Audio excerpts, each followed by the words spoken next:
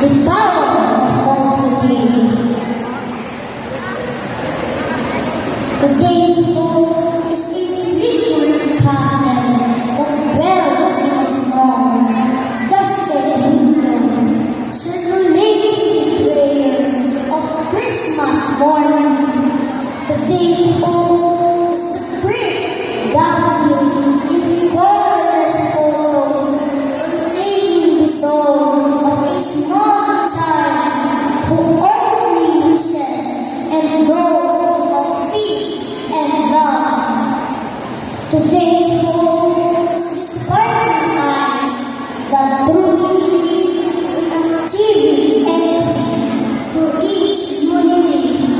Today's hope is not about connection, bracing each other's for the time never expected but couldn't abandon.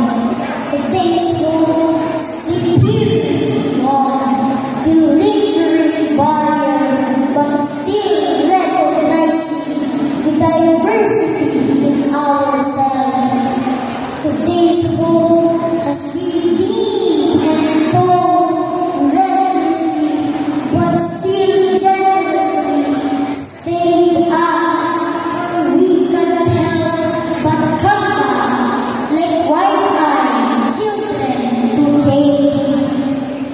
We ourselves believe to rely on the strength, but we are only believers that sparks that gave science a baffled gaze, an ocean, an infinite place, is the eagle that leaps, and storms and fires, which stand for the hope of today.